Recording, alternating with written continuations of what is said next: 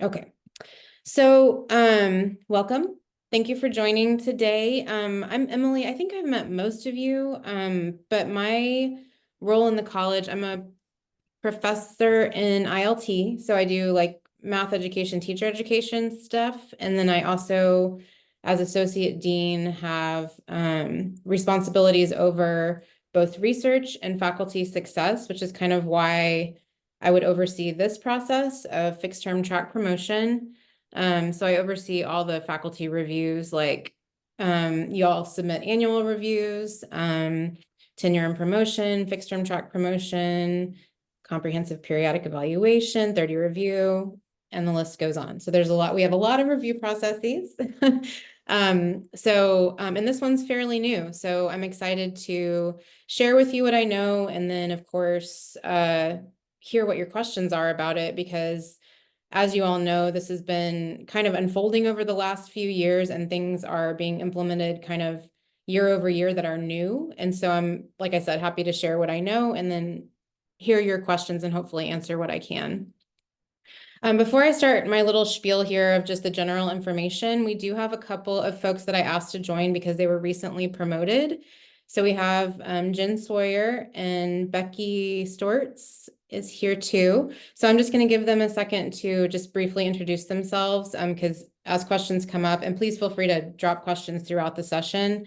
I'm hoping one of us can answer them. All right, so Jen, do you want to go first? Sure. Hi, I'm Jennifer Sawyer, and I am in the ILT department, and I was recently promoted to professor of instruction this past year. And my background is generally in the teacher residency programs, and so I teach courses, and I also am a clinical supervisor. Thank you. Thanks for being here. And Becky, you want to go? Yeah, I am Becky Stortz. I'm an ILT as well. And so last year I was promoted to assistant professor of practice. And then this year I applied for and got promoted to assistant professor of instruction. I believe those are my right ones. And I do the same thing actually as Jen. I work with clinical teachers and teach thanks, the literacy courses in ILT. Okay, thank y'all. So yeah, a couple of rock stars here that we are lucky to have joining us. So thank y'all for providing any information.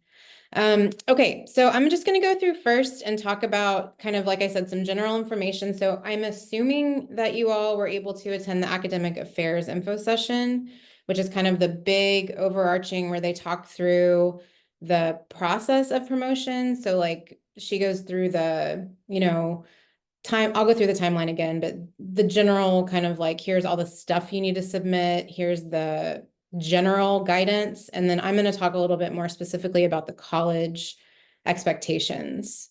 So if hopefully you were able to go to that, if not, they have recordings and slides I can share with you that will provide even more information there. So if something comes up that we need to answer just to make this make sense, let me know. Okay, so this is kind of our guiding principles at the college level. So I think the dean and to many of us in the leadership team, promotion is one of the most important activities that we undertake, if not the most important. So thinking about how to support people as they progress in their career, provide experiences and opportunities that allow for that growth. We take that very seriously. And so that kind of underlies all of the things you'll hear about today. We also view this process as vital to supporting faculty success. So by having people in these different roles, we are able to, again, support career growth and just our programs in general. And then, of course, we also have to adhere to the standards, which is kind of part of what we're going to talk about today. And that guides our process of like understanding when the right time is to go up for promotion, the things you might want to be thinking about, whether you want to wait or go now, what your next steps might be, because for many of you, you have options as to where you go next. Like Becky said, you can also switch tracks if that makes more sense. So there's lots and lots of options here. It's not quite as straightforward as tenure track promotion, which is good in a lot of ways. So it provides different opportunities for you. Okay, so this is kind of small. I'm sorry, I didn't know how to blow it up, but I wanted to just kind of provide an overview. I'm going to give you some just kind of like overviews of like where our stuff fits. So let me go to my next slide actually. So this top is the HOP is like the guiding document. So anything that we do has to be supported by the HOP. We can't be more restrictive than the HOP, if that makes sense. So that's kind of our big university guiding document. Then Academic Affairs has their information, which they presented in the info session and is also on the Provost website. So that's a little more specific.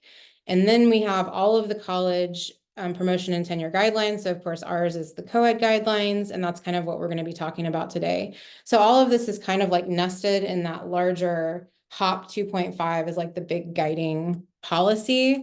It's really fun to read if you've read it.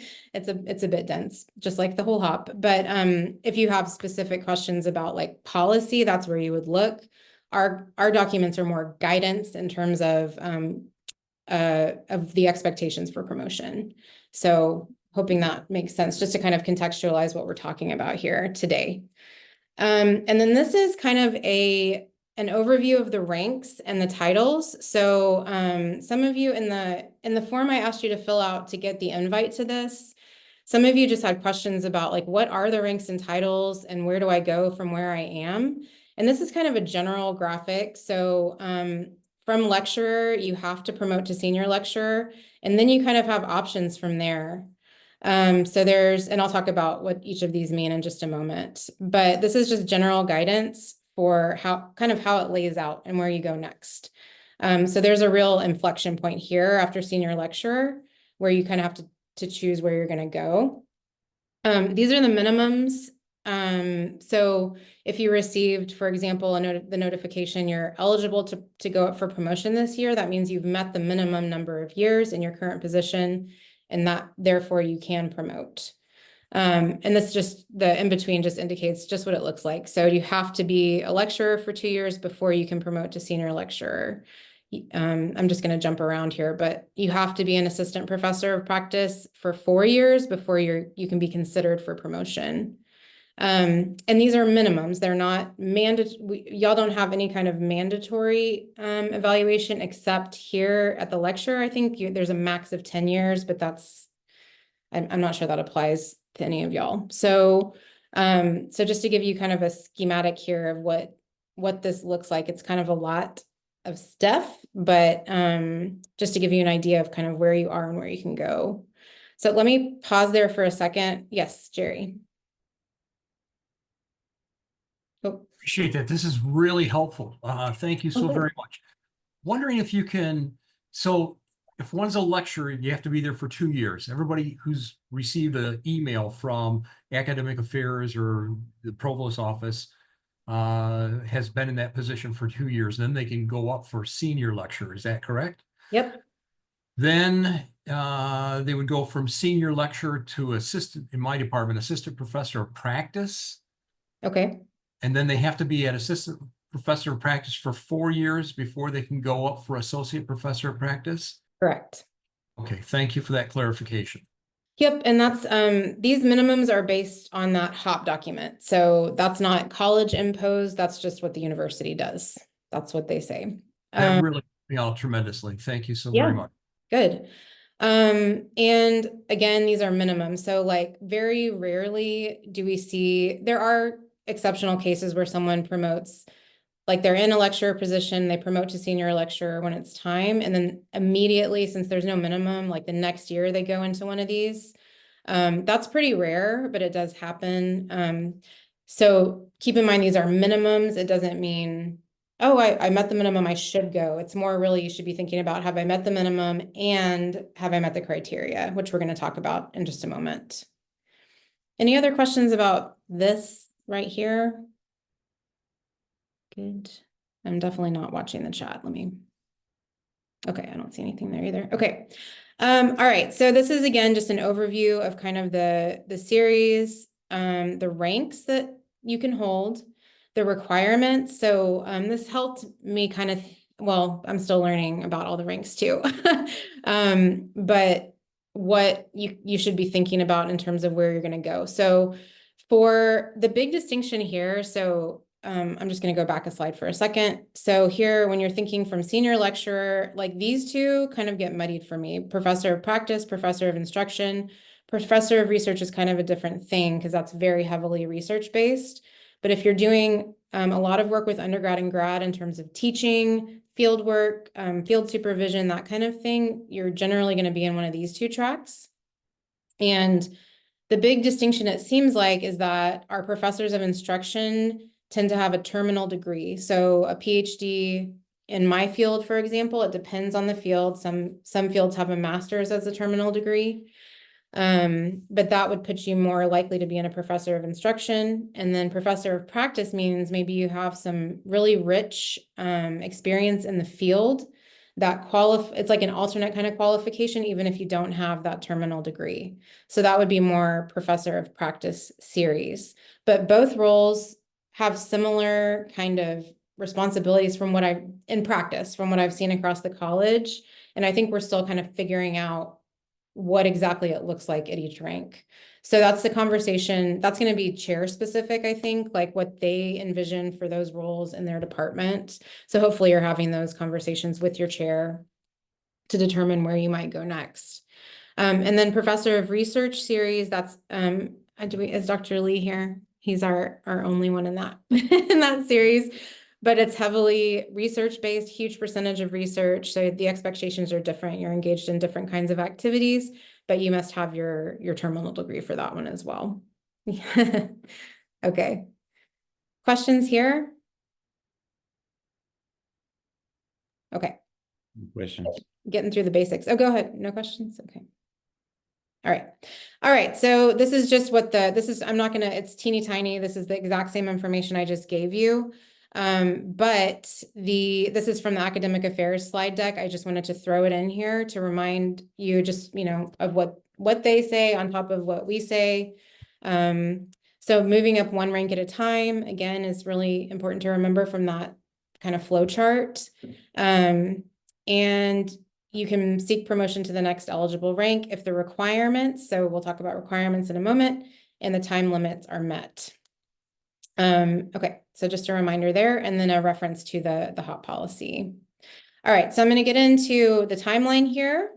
So this is kind of based on our internal, what am I trying to say? Timelines that we have established between myself and the dean and the chairs.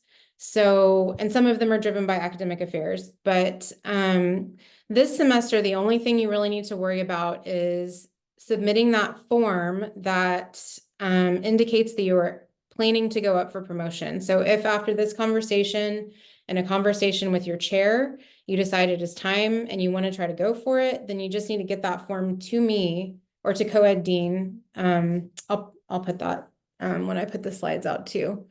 But you need to send that form in by October 25th so the dean can review and sign it by the November 1st academic affairs deadline.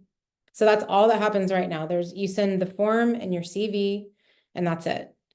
Then in January is when you actually submit materials. So there's kind of a lag time, and I think that's just to give us time to get the review committees together based on who's planning to go up.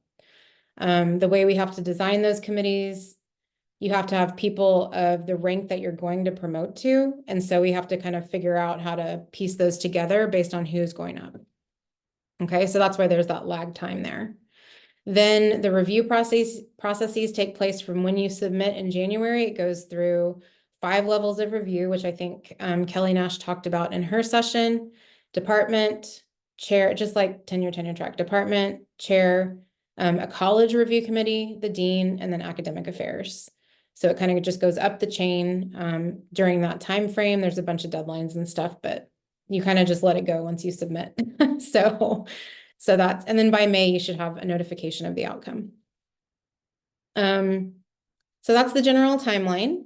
Just wanted to make sure everybody's aware of that. So again, this semester, the only thing you're worrying about in the next week or so is that the form and your CV after a discussion with your chair. Okay. I'll keep going. All right. Okay, so now I want to get into, so we've talked about timeline, we've talked about minimums. Now we need to talk about what are the guidelines or requirements that you should be thinking about in terms of promotion? What makes you eligible to promote, or what kind of things are favorable in your packet when you're seeking promotion? And I will say much of this is based on that document I sent, which is the COEHD tenure and promotion guidelines. We're going to kind of go through that in just a moment. These are just some big ideas. So, and keep in mind, these are dependent on your, I'm just thinking now that Dr. Lee's here. So these are kind of dependent on your workload. So for many of you, you have a heavy teaching workload, or, you know, whatever that might look like. So we're really looking for excellence in teaching. So in that document, that can be evidenced in many ways. So course evaluations are not the only thing we look at. We understand that's a very one-dimensional, and there can be biases and all of these things. So that's not the only thing we're going to look at, though they should generally be positive. Like, we don't want to see all negative course evaluations. But all of y'all, I know, have many ways that you have innovated in your teaching. And so those are the kinds of things we want to see. How are you growing in those areas in terms of maybe like, I mean, some of you may have developed new courses, or you're taking on leadership roles in courses, or you're just really taking a look at the basic course and putting your own spin on it in some kind of way. You're offering it in a different way. You're doing field-based work where you're working really closely with students, and that has a huge impact on our programs and on the success of our students. So any of those kind of things are what we're looking for. So things that are kind of above and beyond just the, you know, coming in and teaching. So any unique contributions, and again, that's going to look different depending on your department, depending on what you're doing and what your workload is. But those unique contributions, anything that you're doing where you're kind of like really adding something to the curriculum, to the student experience, anything like that.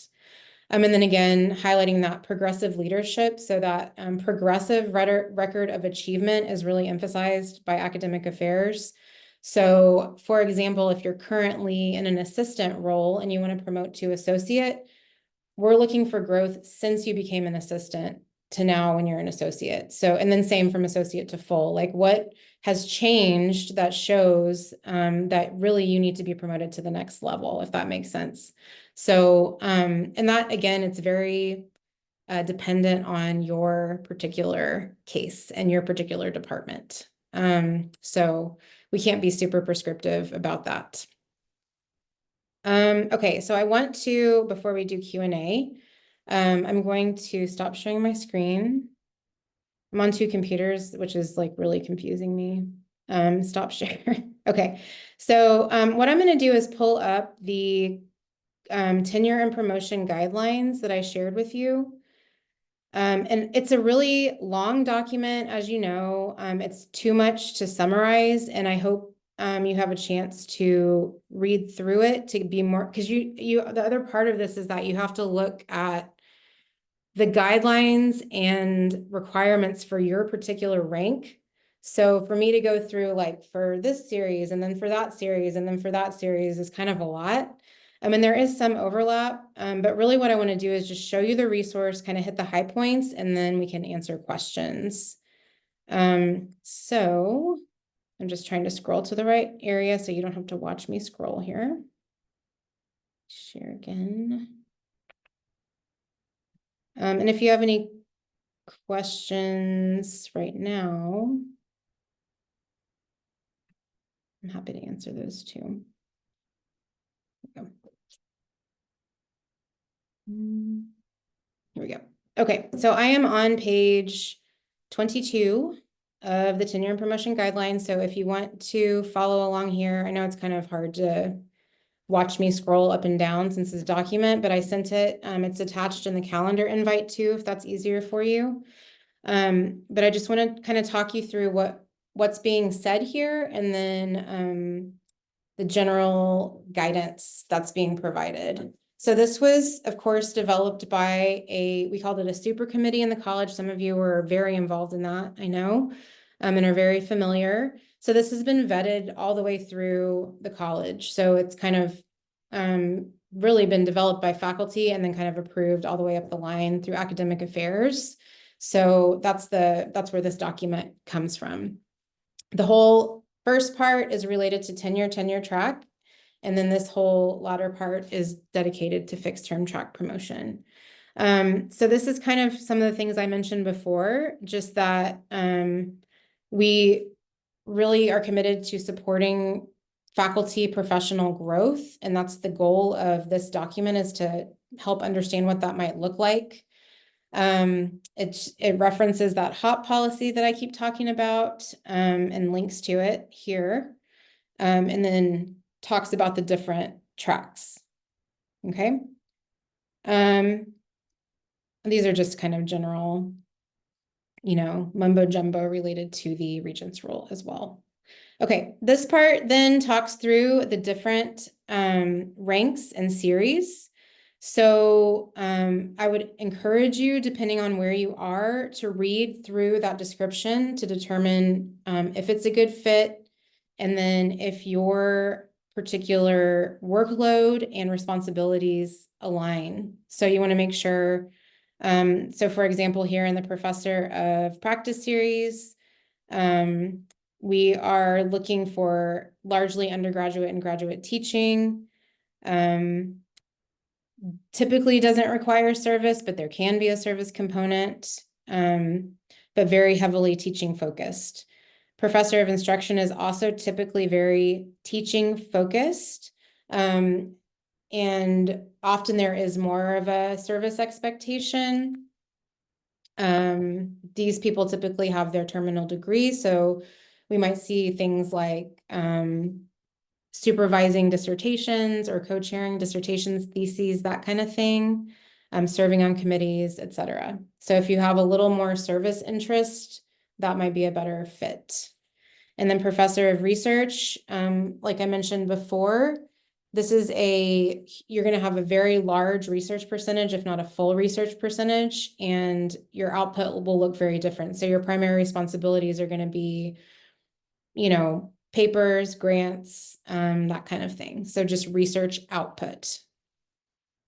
Clinical professor series is not really relevant to us. This is more for medical. So I don't really even know why we have it in there. It's confusing. Okay, so then the guidelines for promotion kind of start here in section 5. Sorry, this is it's like a lot of text. So I'm not going to read through the whole thing, but this is where you want to look for what kinds of things we're looking for in terms of promotion. So for promotion, so this is for Professor of Practice. So again, heavily teaching focused, maybe a small service percentage, but probably not at the assistant level. And then, so what we're looking for largely here is that excellence in teaching. And if you go back up the document to the teaching section, there's this assistant to associate portion, which I'll show you in just a minute, which really outlines the ways that can look. Okay. And then for seeking full associate to full, that's where we want to see things like instructional leadership, program development, but something significant from associate to full. So that's really what we're looking for, is just growth over time. And that can, like I said, look different in a lot of ways. Many of y'all are doing a lot of that work right now, and we know that. So many of you are doing leadership roles in the department. You're working with students in unique ways. Like all of that stuff counts, and should be reflected in your packet. Professor, do you have a question? No, hearing myself. Professor of instruction, so same kind of thing. It talks through some of the guidelines here, and then it's going to be the same in terms of the teaching. We're looking for the same things, and then in service, it is, if you have a service percentage, which you more typically would in this role, then we're looking for, progressive leadership in the department. Maybe you're serving on committees at different levels.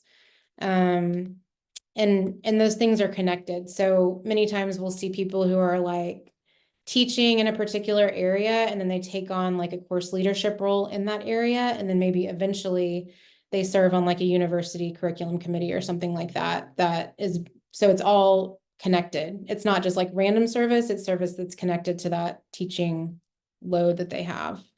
in that innovative instruction that they're doing. And so, yeah, so more active leadership on those committees, or representation, and then eventually leadership on those committees is going to be more likely here, more relevant here. And then for professor of research, so often these folks don't have a teaching percentage. It just depends on the workload. But here we're looking for high output in terms of journal publications. We're looking for external funding. We're looking for conference presentations. There could be overlap in terms of supervising student research. So very, again, just research focused. And again, looking for growth. So maybe it's as an assistant, you are on grants and you are co-authoring papers. And then as you move up the ranks, you're authoring more solo papers and you're going for external funding by yourself or your SPI, that kind of thing. So again, just that progressive record of achievement in whatever area you're in. Okay, so I'm going to scroll back up to the part where it says, where it describes the excellence in teaching. I believe it's on page 19. Yeah, so here they give some general guidance about what excellence in teaching looks like.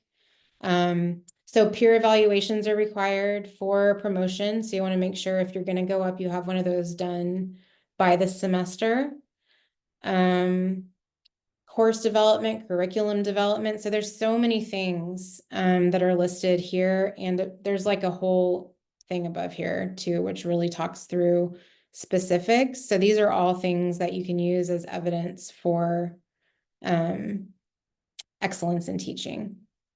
Okay, so I'm, like I said, not going to go through all of this, but I think COEHD really values a holistic approach to evaluating teaching. And so that's important to remember. I see in the chat, is there a form for peer review? So I believe that is department specific. So you'll want to ask your chair. I know in ILT we do have one, but I believe it's just for our department. So typically each department has a form that they use. Good question. Request our chair for, okay, so the peer evaluation I would recommend is done by someone who is either at a higher rank than you or a tenure track faculty. I would not, actually wouldn't ask your chair to do it because they're going to be evaluating your packet. So I would just, it's a peer. So anyone who is kind of like, typically I would look for someone in my area to do a peer review that maybe has more leadership in that area than me, or can speak really specifically to what I'm doing. Oh, the peer choice. I don't know if I'm answering your question, Kalpana. Am I? Oh, the peer, like who you choose? Is that what you mean? Yeah, well, can we choose our own peer evaluators, or should we request to designate somebody to evaluate? I get it. Okay, sorry. Yeah, so I think you certainly can pick your own, but it's always a good idea to run it by your chair, I think, especially right now when we're like, this process is fairly new. And so I would want to give myself every opportunity to kind of have the strongest case, which maybe the chair says, you know, hey, we really value someone at this rank. If you're promoting to that rank, they know the ranks of everybody and stuff, so they can tell you like who might be the best fit. Yeah, good question. Good question. Took me a minute to get there, but I finally understood what you were asking. Okay. Okay, I'm going to pause here and see if there are any other. Okay, Anne Marie says you need to choose someone who is at or above your rank. Yeah. Okay. Do we have other questions here? Just to clarify, if we want to go up for promotion this round, the peer evaluation needs to happen this current semester, right? Correct. Okay, thank you. Yep. And I'm sorry to beat a dead horse, but I just want to make sure I got the timing down all right, Emily. So if somebody's been at assistant professor of practice for 2 years, then they would be ineligible to go up for promotion to associate professor of practice. They need to have 4 years. Is that what I'm understanding? That's correct. Yeah, that's what the HOP says. So, Okay. Yeah, that's my understanding. Okay, thank you. And if something weird happened, like what I'm showing you here doesn't like you only have 2 years, but you got the notification that you're eligible, please email me and I will work with academic affairs to figure that out, because this is not a perfect system by any means yet. So I'm very happy to ask those questions and explore with you and kind of, I feel like the goal is just to demystify this process, right? Because it's been kind of unclear what the expectations are, and I think that's challenging. So You have been great because I've inundated you with a ton of questions, both here tonight and emailed you, and you are always so gracious and kind to provide that information. That just struck me because I thought it was 2 years at the assistant professor of practice to be able to go up for associate, but it's 4 years. So, well, and I think that's what we kind of had that circulating in our leadership team a little bit, like that the years were it was 2-2-2 or something like that. So, yeah, I think that's a common question. thank you, Mel. Yep. Okay. So do we have any other questions right now, or can we move on to Q&A with Jen and Becky? And you can stop listening to me talk. Okay, so I do want to reintroduce Jen and Becky. They introduced themselves at the beginning. I wanted to start by just asking them some kind of canned questions that I came up with that I think are important kind of information to hear from people who have been through this. And then we'll, and if questions come up in the course of what they're saying, please feel free to jump in. This is informal. But then there'll be kind of an open forum for the rest of the time for any questions you might have. Okay, so Jen and Becky, my first question is just how did you know when it was time to go up for promotion? What kinds of things did you do? Who did you talk to make that determination? Jen, do you want to go first? Sure, I'd be happy to. Thanks for asking. So I received notification that I was eligible, and I was reflecting on my past reviews and my workload and like the quality and quantity of the work that I have been producing. And then I discussed it with my chair and received their support too. And so I'm like, okay, I think this sounds like a good thing for me to do.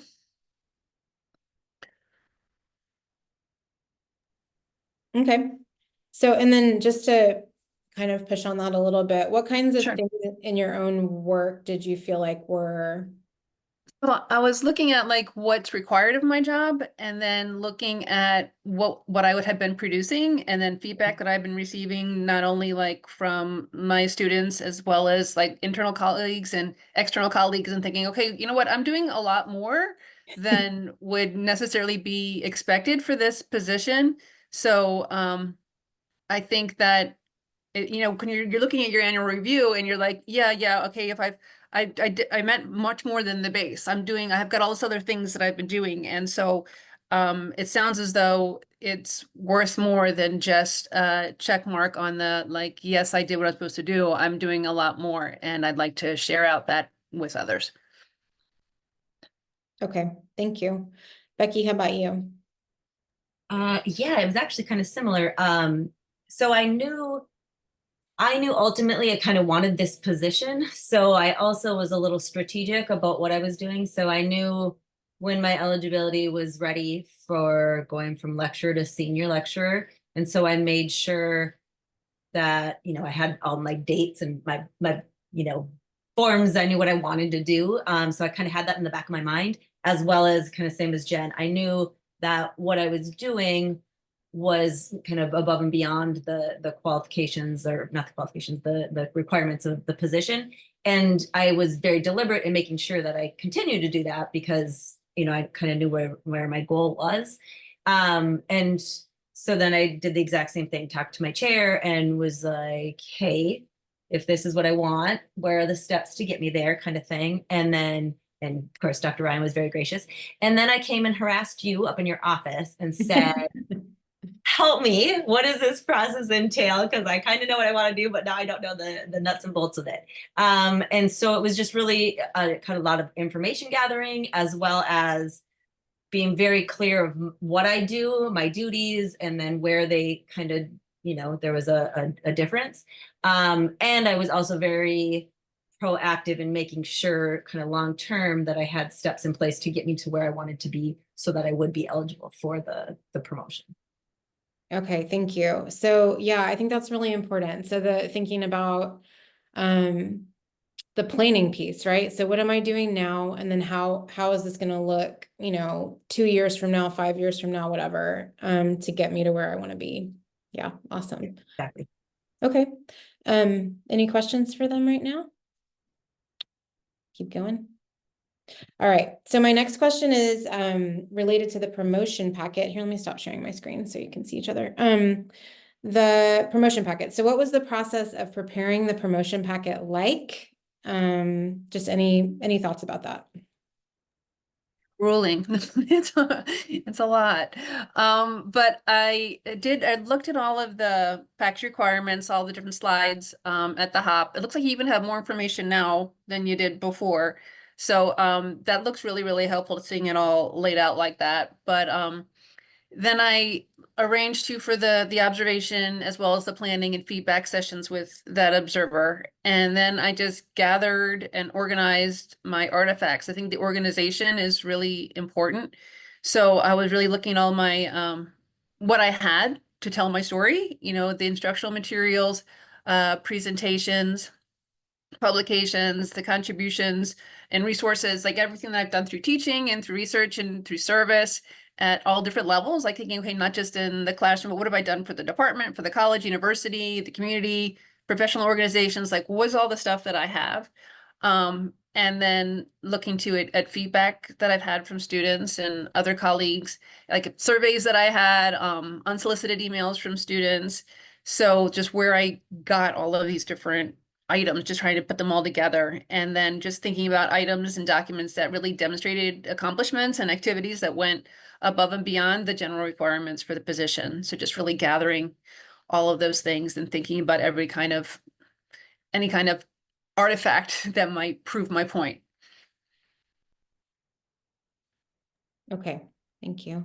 Yeah, and mine was, oh, sorry, are you ready for me? Yeah, go. So mine was kind of similar in that I was like that, how do you tell your story? Because it was more than just, you know, you need a piece of this and a piece of this and attach your CDD and like, right?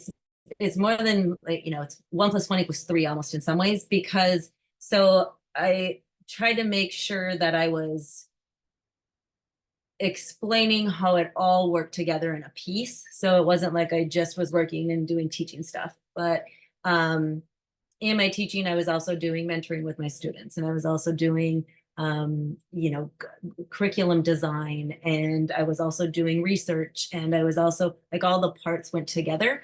And so how to be very strategic about like the examples that I'd be using. So for instance, when, you know, we would write up the kind of, what did you do and why do you deserve this?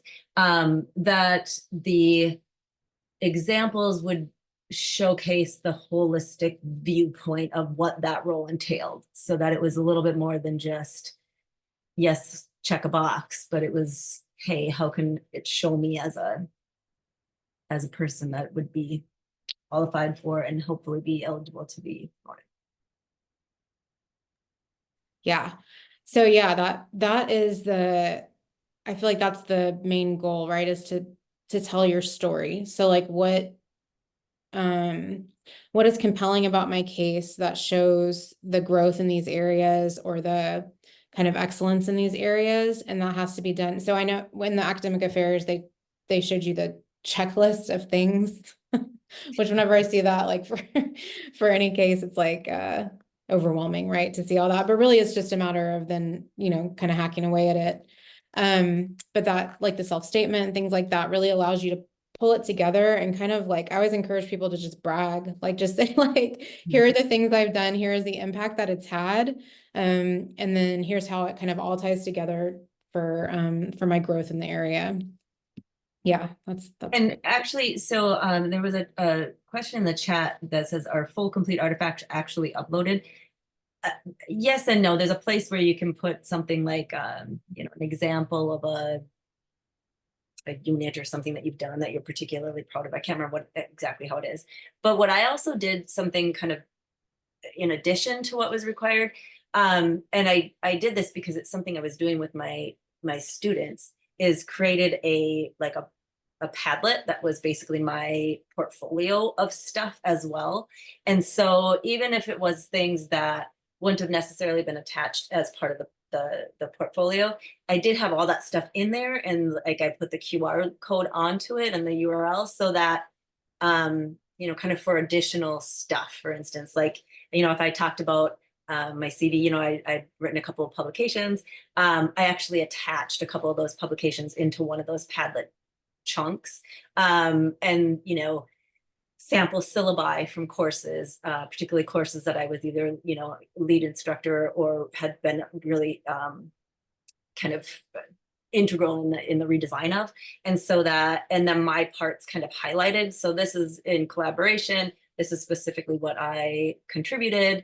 And even in my CV, like those parts were a little bit more forefronted and highlighted, so that it made it easier for the reviewers to be able to find that stuff without having to kind of hunt and peck and put, you know, 2 and 2 together. It was like a very clear connection. These are some research studies that I've done, and this is what my role was on each of those research studies. This is what I, you know, did as part of the presentations, or, you know, my writing, whatever it would be. So that, again, you know, just like Emily was saying, I was bragging, you know, like what could I show to, like, hey, I'm doing what I should be doing. Yeah. Yep. Does that answer your question?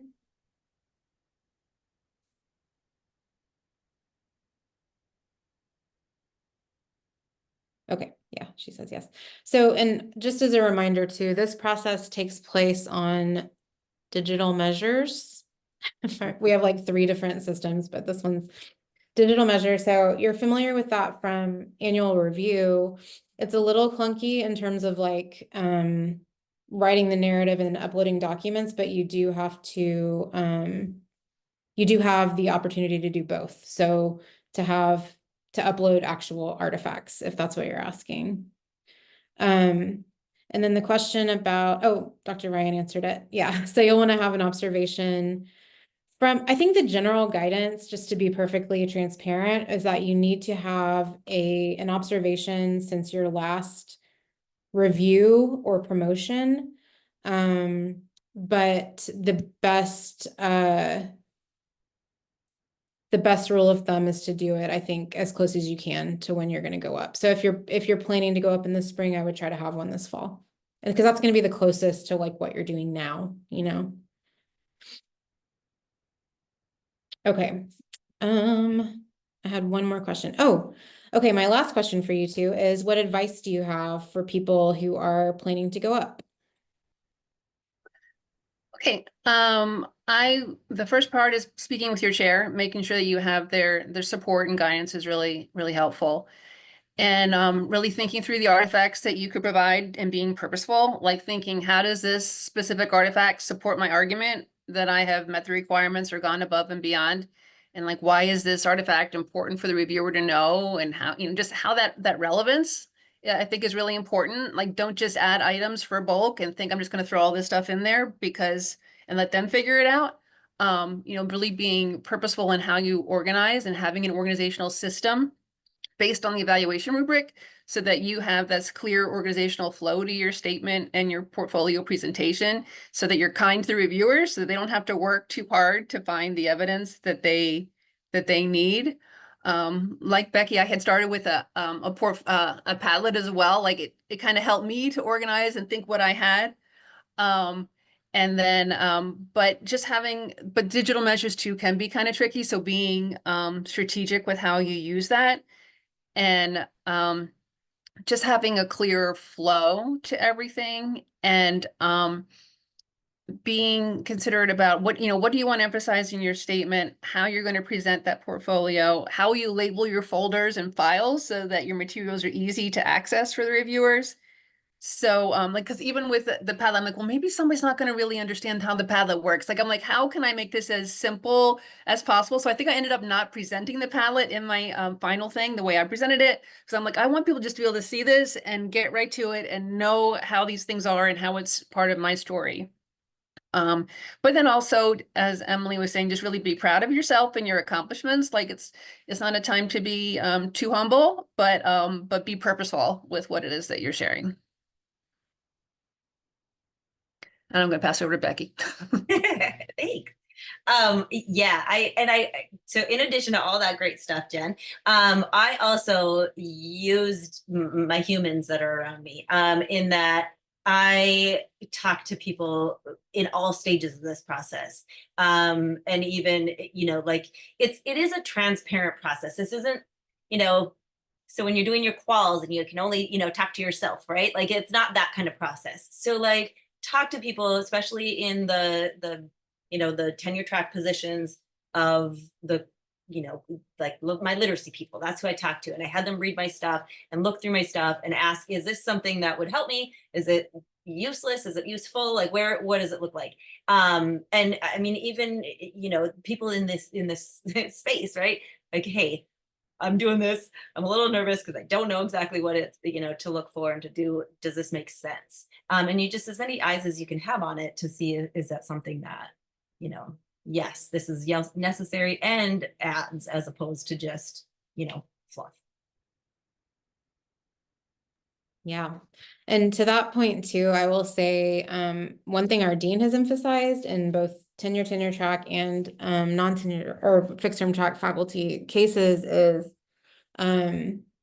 I think he really values, and this is just general guidance. This isn't like, doesn't mean you have to do this, but thinking about how you can like write your statement really well and craft it in a way that you're not trying to just restate your CV. You're not just saying like going through and saying like, I taught this course and I taught that course and da da da. It's more like embellishing what you see on the CV. So like we can all see your CV and the review committees can see that. What does the statement add? Like what kind of story does it tell that emphasizes some of the like the innovative teaching or the like if you want to talk us through a particular project that was particularly impactful or a like a field work experience that you were engaged in that really had an impact on the college, things like that. That's where you really want to use that space to tell your story. So don't feel like you have to restate everything in your CV. You can certainly reference things in your CV, but you can use that space to really tell your story. Use it as a narrative. And I totally agree with Becky. Have as many people read it as you can. And that whole, both of you said, consult with your chair to ensure that you're ready when you think you want to go, because it is a huge amount of work to get this stuff together. So even if right now, like you're listening to this and you're like, I mean, I know I'm eligible, but I'm not quite sure. And you feel like you're kind of like on the right track, but you're maybe not quite ready, like for whatever reason, you got a real busy year or you're just not sure. Waiting a year is okay. Like, if that gives you more time to kind of wrap your head around it, you can have more conversations with your chair, your peers, with me, if you want to. I'm always here. You'll still be eligible next year. Yeah, Dr. Ryan, exactly. So you don't have to go up when you get that email from Academic Affairs. And in fact, I think it's helpful to like take some time to just reflect on what it's going to take, what you need to get together. And then if there's anything like, say, you're like, I really want to, but I'm not totally sure. And then you target next year, then within that next year, you can probably talk to your chair about, hey, what opportunities do you have that would help me achieve this next rank, whatever it might be. I know I'm eligible and that's my target. And you can kind of work out a timeline with your chair of like, here's when I want to go up for associate. And then here's when I might want to go up for full, for example. Yeah. Okay, I'm going to stop. How about some additional questions for our panelists? Do we have any additional questions from folks that are listening? What haven't we answered yet? I have a question. It's more about the format. And so Jen and Becky got to share the way that they organized their information, which is really helpful. And so I just want to clarify that or I guess this is where my question is. is there, or do we have the flexibility then to put together our portfolio in a way that helps tell our story best? Or is there a preferred way of putting the material together? Good question. So, okay, so kind of, I think is the answer, which is really annoying, but you have to follow the guidelines that are laid out by the provost. So they have like a real specific checklist and things you have to submit. So, and all that's on the academic affairs presentation, all the things you have to get together. But within that, I think absolutely. So, as long as you're providing a statement, the way you construct that statement is up to you. And if you're claiming innovations in teaching, the way you show those innovations in teaching is up to you. So I would say, as long as you're meeting the requirement, what you do beyond that is kind of your opportunity. I don't know if the others have more thoughts about that or. Okay. Here's what I would say is always remember that you are presenting this to readers, a review committee, which includes some FTT folks, but also tenured folks. Not everyone's going to be familiar with the kind of work you do all the time, because some of you have very different kinds of work than the folks who are on the committee. So remember your audience. And I think that's a critical thing to keep in mind. And it's a different kind of review committee, and it's a different kind of process than some other review processes. And everyone's been, used to annual review, tenure and promotion reviews. This is the FTT promotion review. And we've had some of the departments are more savvy at this than others, depending on how many FTT faculty that we have and how many times they've gone through this process. So it's a little bit more varied on that front. And then you have chairs who are doing it, and then you have the dean and academic affairs. So it's multiple audiences. So the more organized you are, the more you're following the protocol, but also getting your voice in there is important. So just try to factor all of that in there. And dance on your head, because none of that's difficult. Right. I have a question. Yeah. Jen and Becky, can you talk about some of the things that you included as evidence of your teaching? I know, like, there's the snapshot of your Canvas page, the syllabus, and all this stuff, but what else did you guys include? I included things like my slides and activities. So if there were different things that I did in the class, I included feedback from students, because I take surveys at the end of each of my classes to get their feedback on how things went and how things could be improved. And so then I would talk too about suggestions I got from students, and then how I adapted my course content to meet their needs and to follow up with their feedback. So those are some of the things that I used, just actual things from the class and extra things that I did during instruction. Yeah, and one of the things that I did is I essentially designed one of the literacy courses, the multi-literacies masterclass, and I talked about that, but then I also included, so we did action research projects, and so I included kind of the materials that I provided for the students, as well as some of their, I guess, products of what they did. And then even kind of moving on what we did after that. So like two of the students that I had in the class we worked to write a manuscript, and then they were, working on implementing it into their own classes the next semester. So I, talked about how it extended beyond the four figurative walls of the classroom and went into their actual teaching practices. So yeah, so it was a talk of kind of that narrative of what I did in designing it, but then actual product to show. And then same thing with like surveys, specific examples, because students said blank, I changed blank in my own practice, that kind of stuff. Thank you. Yeah, well, that reflective practice piece is specifically noted in the tenure and promotion guidelines. So I love that example. Yeah. Yep. Other questions? Student recommendation letters count as an artifact. Student recommendations that you write or that they write? That we have written for the graduate school or law school. Oh, I don't know that I would include that as like an artifact. I think you could mention it, student, like as evidence that, you know, students value you, or I don't know, that's not the right way to say that, but you know what I mean? So, you could mention it maybe in your statement that that's one way you've supported students, but I don't think you need to include the actual letter.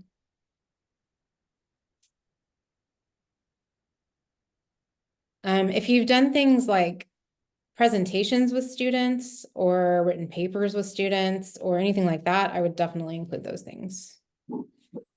Sorry, my dog's going crazy. And if anyone wants, I can, like, I would gladly look over anything. I love being, you know, copy editing is fun for me. But if anybody wants me to take a look at anything, or I can show you what I had too, or what I, you know, compiled, just let me know. I'll gladly do that. Dr. Bonnet? Yes. If we peer reviewed our peers' dissertation or help them with certain sections, you know, would that count as peer support?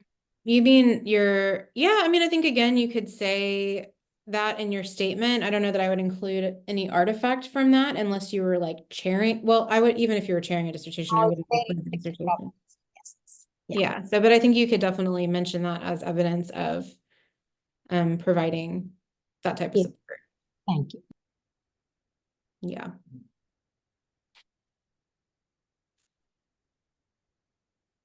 Okay. All right. Any other questions before we wrap up? I'm going to send the recording and the slides and the links, like I mentioned, and I can, Becky and Jen, if y'all want to send me your documents, I could throw those in there, whatever you're willing to share. Yep. If you have, like, I know you put notes in there, Jen, anything like that. But we're here to support you. So if you have questions or you're just not sure about anything that we've talked about and you don't want to ask publicly, just please reach out to me anytime. It's literally my job to support you. So I'm here for you. I'm Thank happy you. to go through I have one more. Oh, yeah, go ahead. Sorry. So I think I have one of the higher service workload percentages. Yes. When the review committees are looking at that, how much of the percentage of our workload are they taking into account? So like if they see that I have 20% service, Yeah. and they No, see that I have that should should frame be- the whole review, is Okay. that you are 20% service, and so here's how you're excelling in service, and you're 80% teaching, and Okay. here's how you, yeah, so that should definitely frame the whole Okay. thing. Cool. Yeah, good question. Okay. All right. Well, thank you guys very much for joining. I hope this was helpful, and again, reach out anytime. And I will happily talk you through anything that you might need support with, okay? Thank you. Thank you. See you all later.